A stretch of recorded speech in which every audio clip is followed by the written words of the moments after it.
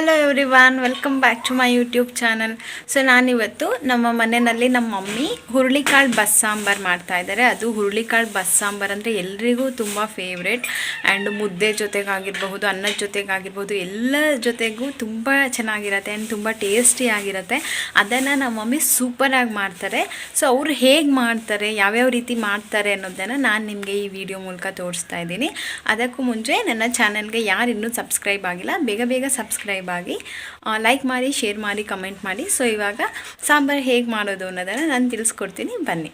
ಇಲ್ಲಿಗೆ ಹುರುಳಿಕಾಳು ತೊಗೊಂಡಾದ್ಮೇಲೆ ಹುರುಳಿಕಾಳಲ್ಲಿ ಯೂಶಲಿ ಕಸ ಅಥವಾ ಕಲ್ಲು ಇರುತ್ತೆ. ಸೊ ಅದಕ್ಕೆ ನೀಟಾಗಿ ಅದನ್ನು ಸೋಸ್ಕೊಳ್ಬೇಕು, ಯಾಕಂದರೆ ಇಲ್ಲಾಂದರೆ ಸಾಂಬಾರಲ್ಲಿ ಕಲ್ಲು ಸಿಗೋದು ಅದೆಲ್ಲ ಚೆನ್ನಾಗಿರಲ್ಲ. ಅದಕ್ಕೆ ಅದನ್ನು ನೀಟಾಗಿ ಸೋಸ್ಕೊಳ್ಳಿ. ಈಗ ನಮ್ಮ ಮಮ್ಮಿ ಅದನ್ನು ನೀಟಾಗಿ ಸೋಸ್ಕೊಂಡಿದ್ದಾರೆ ನೋಡಿ. ಈಗ ಕಸ ಎಲ್ಲ ತೆಗೆದಿದ್ದಾರೆ, ಅದರಲ್ಲಿ ಸಣ್ಣ ಕಲ್ಲಿತ್ತು, ಅದನ್ನು ಸಹ ನೀಟಾಗಿ ತೆಗೆದಿದ್ದಾರೆ. ಅದಾದಮೇಲೆ ನೀರು ಹಾಕ್ಕೊಂಡು ಅದನ್ನು ಕ್ಲೀನಾಗಿ ವಾಶ್ ಮಾಡ್ಕೊಳ್ಳಿ, ಯಾಕಂದರೆ ಆಗ ಏನೇ ಕಸ ಇದ್ರೂ ವಾಶ್ ಮಾಡಿದ ತಕ್ಷಣ ಹೋಗುತ್ತೆ. ನೋಡಿ ನಮ್ಮ ಮಮ್ಮಿ ಇದನ್ನು ವಾಶ್ ಮಾಡ್ಕೊಳ್ತಿದ್ದಾರೆ. ಇವಾಗ ಹುರುಳಿಕಾಳಲ್ಲಿ ಅದನ್ನು ನೀರನ್ನು ಸೋಸ್ಕೊಂಡಾದಮೇಲೆ ಹುರುಳಿಕಾಳನ್ನ ನಾವು ಬೇಯಿಸ್ಕೊಳ್ಬೇಕಾಗತ್ತೆ, ಅಂದರೆ ಹುರುಳಿಕಾಳು ರಸ ಮಾಡ್ಕೊಳ್ಬೇಕು.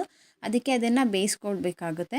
ಅದಕ್ಕೆ ವಾಶ್ ಆದಮೇಲೆ ನಿಮಗೆ ಎಷ್ಟು ನೀರು ಬೇಕು, ಅಂದರೆ ಎಷ್ಟು ಕ್ವಾಂಟಿಟಿ ಮೇಲೆ ಸಾಂಬಾರು ಮಾಡಬೇಕು ಅದ್ರ ಬೇಸ್ ಮೇಲೆ ನೀರು ಹಾಕ್ಕೊಂಡು ಬೇಯಿಸ್ಕೊಡಿ. ನಮ್ಮ ಮಮ್ಮಿ 2 ಮಗ್ ಹಾಕಿದ್ದಾರೆ. ಸೊ ಇವಾಗ ಬೇಯಲಿಕ್ಕೆ ಇಡ್ತಾ ಇದ್ದಾರೆ. ಒಂದು 4 ಅಥವಾ 3ರಿಂದ 4 ವಿಷಲ್ನ ನೀವು ಹೊಡಿಸ್ಬೇಕು. ಅದಾದಮೇಲೆ ಹುರುಳಿಕಾಳು ರಸನ ಆರಿದ್ಮೇಲೆ ವಿಷಲ್ ಹೋದ್ಮೇಲೆ ಇಳಿಸಿ. ಸೊ ಇವಾಗ ಇಳಿಸಿದ್ದಾರೆ ನೋಡಿ, ಹುರುಳಿಕಾಳು ರಸ ಹೀಗಾಗಿದೆ. ಹುರುಳಿಕಾಳು ಬೆಂದಾದಮೇಲೆ ಇದಕ್ಕೆ ಉಪ್ಪು ಹಾಕಬೇಕು. ಅಂದರೆ ಕಾಳನ್ನ ಫಸ್ಟು ತೆಗಿಬೇಡಿ, ಈ ಹುರುಳಿಕಾಳಿಗೆ ಟೇಸ್ಟಿಗೆ ತಕ್ಕ ಹಾಗೆ ಉಪ್ಪನ್ನು ಹಾಕಿ. ನೋಡಿ, 1 ಹಿಡಿಯಷ್ಟು ಉಪ್ಪನ್ನು ಹಾಕಿದ್ದಾರೆ. ಇವಾಗ ಕುದಿಸ್ತಿದ್ದಾರೆ ಇನ್ನೊಂದು ಸಲ ಉಪ್ಪು ಹಾಕಿದ್ಮೇಲೆ. ಕುದ್ದಾಗಿದೆ. ಇವಾಗ ಕುದ್ದಾದಮೇಲೆ ಸಾಂಬಾರಿಗೆ ಬೇಕಾದಷ್ಟು ಕಾಳುಗಳನ್ನು ಒಂದು ಪಾತ್ರೆಯಲ್ಲಿ ತೆಗೆದಿಟ್ಕೊಳ್ಳಿ. ಇನ್ನೂ ಸ್ವಲ್ಪ ಕಾಳುಗಳನ್ನು ಆ ಹುರುಳಿಕಾಳು ರಸದಲ್ಲೇ ಬಿಡಿ, ಯಾಕಂದರೆ ಅದರಲ್ಲಿ ಹುರುಳಿಕಾಳ್ದು ಒಗ್ಗರಣೆ ಮಾಡ್ತಾರೆ, ಕಾಳು ಒಗ್ಗರಣೆ. ಇದನ್ನು ಸಾಂಬಾರಿಗೆ ಎಕ್ಸ್ಟ್ರಾ ಸಪ್ರೇಟ್ ಇಟ್ಕೊಳ್ತಿದ್ದಾರೆ.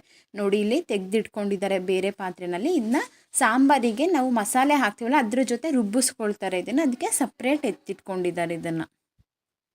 ಮತ್ತು ಇನ್ನೊಂದು ಪಾತ್ರೆಗೆ ಹುರುಳಿಕಾಳು ರಸ ಇದೆಯಲ್ಲ ಅದನ್ನು ಬಸ್ತಿಟ್ಕೊಳ್ಳಿ. ಕಾಳನ್ನು ಮಾತ್ರ ಕುಕ್ಕರಲ್ಲಿ ಹಾಗೆ ಬಿಡಬೇಕು, ಯಾಕಂದರೆ ಆ ಹುರುಳಿಕಾಳು ರಸದಲ್ಲೇ ಸಾಂಬಾರು ಮಾಡೋದು.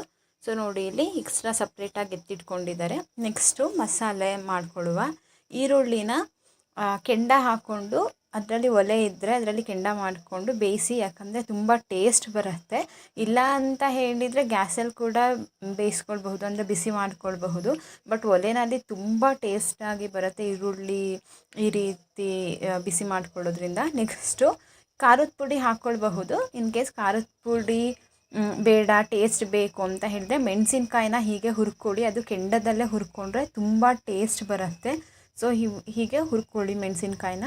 ಅದೂ ರೆಡ್ ಮೆಣಸಿನ್ಕಾಯಿ ತುಂಬ ಟೇಸ್ಟ್ ಬರುತ್ತೆ, ಅದಕ್ಕೆ ನಾವು ರೆಡ್ ಚಿಲ್ಲಿನೇ ತೊಗೊಳ್ಳೋಣ. ಹುರ್ಕೊಂಡಾದಮೇಲೆ ಅದನ್ನು ಒಂದು ಬಟ್ಟೆನಲ್ಲಿ ಒರೆಸ್ಕೊಳ್ಳಿ, ಯಾಕಂದರೆ ಸ್ವಲ್ಪ ಕೆಂಡದಲ್ಲಿ ಆಗಿರೋದ್ರಿಂದ ಬೂದಿ ಥರ ಏನಾದರೂ ಮೆತ್ಕೊಂಡಿದ್ರೆ ಹೋಗುತ್ತೆ. ನೋಡಿ, ಇವಾಗ ಎರಡನ್ನೂ ಮಮ್ಮಿ ಬೇಯಿಸ್ಕೊಂಡಿದ್ದಾರೆ. ಇದನ್ನೆಲ್ಲ ಒಂದು ಮಿಕ್ಸಿಗೆ ಹಾಕೋಣ. ನೋಡಿ, ಈರುಳ್ಳಿ, ಜೀರಿಗೆ ಮತ್ತು ಮೆಣಸಿನ್ಕಾಯಿ, ಹುಣಸೆ ಹಣ್ಣು ಹಾಕಿ ಫಸ್ಟು ಮಿಕ್ಸಿ ಮಾಡ್ಕೊಳ್ಳೋಣ. ಬೆಳ್ಳುಳ್ಳಿ ಸಹ ಹಾಕ್ಕೊಳ್ಬೇಕು. ಸೊ ಮಿಕ್ಸಿ ಮಾಡ್ಕೊಂಡಾದಮೇಲೆ ನೆಕ್ಸ್ಟು ಕಾಳನ್ನು ಸಪ್ರೇಟ್ ತೆಗೆದಿಟ್ಕೊಂಡಿದ್ದೀವಲ್ಲ ಆ ಕಾಳನ್ನು ಸೇರಿಸಿ ಒಟ್ಟಿಗೆ ರುಬ್ಬಿಸ್ಕೊಳ್ಬೇಕು.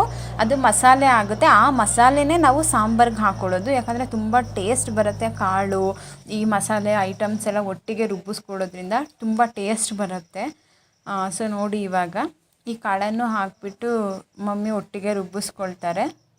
ಎಷ್ಟು ಇನ್ನೂ ಹೊಗೆ ಬಿಸಿ ಬಿಸಿ ಇದೆ, ಅದು ಹೊಗೆ ಬರ್ತಾ ಇದೆ.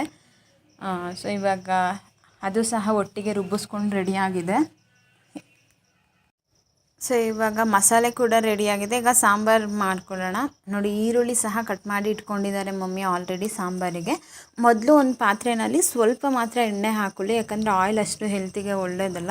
ಸೊ ಸ್ವಲ್ಪ ಮಾತ್ರ ಹಾಕ್ಕೊಂಡಿದ್ದಾರೆ ನೋಡಿ ಒಗ್ಗರಣೆ ಹಾಕ್ಕೊಳ್ಳೋದಕ್ಕೆ. ಇದಕ್ಕೆ ಸಾಸಿವೆ ಮತ್ತು ಈರುಳ್ಳಿ ಮತ್ತು ಕರಿಬೇವಿನ ಸೊಪ್ಪು ಎರಡನ್ನು ಅಷ್ಟನ್ನು ಮಿಕ್ಸ್ ಮಾಡಿ ಸ್ವಲ್ಪ ಅದು ಬ್ರೌನ್ ಕಲರ್ ಬರೋವರೆಗೂ ಬಿಸಿ ಮಾಡ್ಕೊಂಡು ಬೇಯಿಸಬೇಕು.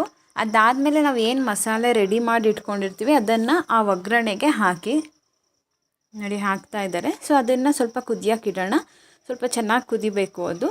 ಅದಾದಮೇಲೆ ಆ ಮಸಾಲೆಗೆ ಏನು ಹುರುಳಿ ರಸ ತೆಗೆದಿಟ್ಕೊಂಡಿದ್ವಿ ಸಪ್ರೇಟು, ಆ ಹುರುಳಿ ರಸನ ಈ ಮಸಾಲೆಗೆ ಹಾಕ್ತಾರೆ ಇವಾಗ ಮಮ್ಮಿ. ಅದಾದಮೇಲೆ ಅಷ್ಟೇ ಸಾಂಬಾರು ಸ್ವಲ್ಪ ಬಿಸಿ ಮಾಡಬೇಕು, ಅಂದರೆ ಸ್ವಲ್ಪ ಕುದಿಸ್ಬೇಕು. ಕುದಿಸಾದ್ಮೇಲೆ ಸಾಂಬಾರು ರೆಡಿ ಆಗುತ್ತೆ.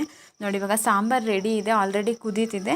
ಜಸ್ಟು ಗ್ಯಾಸನ್ನು ಆಫ್ ಮಾಡಿಬಿಡೋಣ, ಇವಾಗ ಮುಚ್ಚಿಬಿಡೋಣ. ಸಾಂಬಾರು ರೆಡಿ ಆಯಿತು ನೋಡಿ, ಎಷ್ಟು ಚೆನ್ನಾಗಿ ಕುದೀತಿದೆ ಅಂತ ಹೇಳಿ. So sambar ready. Next extra separate ನಾವು ಕಾಳನ್ನು ತೆಗೆದಿಟ್ಕೊಂಡಿದ್ವಲ್ಲ ಕುಕ್ಕರಲ್ಲಿ, ಅದರಲ್ಲಿ ಪಲ್ಯ ಮಾಡೋಣ. ಪಲ್ಯಕ್ಕೆ ಈರುಳ್ಳಿ ಆ್ಯಂಡ್ ಮೆಣಸಿನ್ಕಾಯಿ, ಕರಿಬೇವು ಆ್ಯಂಡ್ ಕಾಯಿ ತುರಿ ಮೂರನ್ನು ರೆಡಿ ಮಾಡಿಟ್ಕೊಂಡಿದ್ದಾರೆ. ಸ್ವಲ್ಪ ಎಣ್ಣೆ ಹಾಕಿ ಮತ್ತು ಸಾಸಿವೆ ಹಾಕಿ ಅದಕ್ಕೆ ಈರುಳ್ಳಿ ಮೆಣಸಿನ್ಕಾಯಿ ಹಾಕಬೇಕು ನೋಡಿ.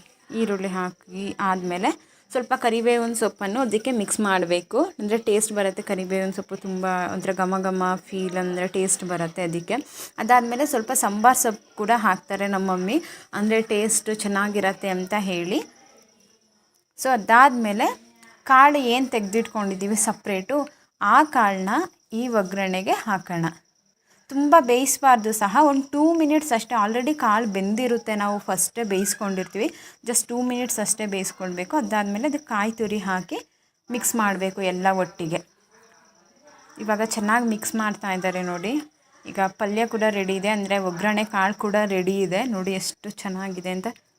ಇವಾಗ ನಾನು ಹಾಕ್ಕೊಂಡು ಊಟ ಮಾಡಿಬಿಟ್ಟು ಟೇಸ್ಟ್ ಹೇಗಿದೆ ಅಂತ ಹೇಳ್ತೀನಿ. ಸಾಂಬಾರು ನೋಡಿ ಬಿಸಿ ಬಿಸಿ ಇದೆ, ಇನ್ನೂ ಮಮ್ಮಿನೇ ಹಾಕ್ಕೊಡ್ತಿದ್ದಾರೆ. ತುಂಬ ಚೆನ್ನಾಗಿ ಒಂಥರ ಘಮ ಘಮ ಅನ್ನಿಸ್ತಿದೆ. ಹೇಗೆ ಅನ್ನಿಸ್ತಿದೆ ನೋಡಿ, ಇನ್ನೂ ಬಿಸಿ ಊಟ. ನಾನು ಇವಾಗ ಊಟ ಮಾಡ್ತೀನಿ ಹೇಗಿದೆ ಅಂತ. ಕಾಳು ಕೂಡ ರೆಡಿ ಇದೆ. ತುಂಬ ಸುಡ್ತಾ ಇದೆಯಪ್ಪ, ಕೈಯೆಲ್ಲ ತುಂಬ ಸುಡ್ತಿದೆ. ಇವನ್ ಕಲಿಸ್ಲಿಕ್ಕೆ ಆಗ್ತಿಲ್ಲ, ಅಷ್ಟು ಸುಡ್ತಾ ಇದೆ.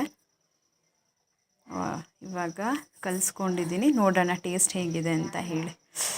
ವಾವ್, ತುಂಬ ಚೆನ್ನಾಗಿದೆ ಟೇಸ್ಟ್ ಅಂತೂ. ಯಪ್ಪ ಸಖತ್ತಾಗಿದೆ. ಕಾಳು ಕೂಡ ಅಷ್ಟೇ ತುಂಬ ಚೆನ್ನಾಗಿದೆ. ಸೊ ನೀವು ಸಹ ಮನೆಯಲ್ಲಿ ಇದನ್ನು ಮಾಡ್ಕೊಂಡು ತಿನ್ನಿ, ನಿಮಗೂ ತುಂಬ ಇಷ್ಟ ಆಗುತ್ತೆ. ಸೊ ನನ್ನ ಚಾನಲ್ಗೆ ಇನ್ನೂ ಯಾರೂ ಸಬ್ಸ್ಕ್ರೈಬ್ ಆಗಿಲ್ಲ, ಬೇಗ ಬೇಗ ಸಬ್ಸ್ಕ್ರೈಬ್ ಆಗಿ. Thank you.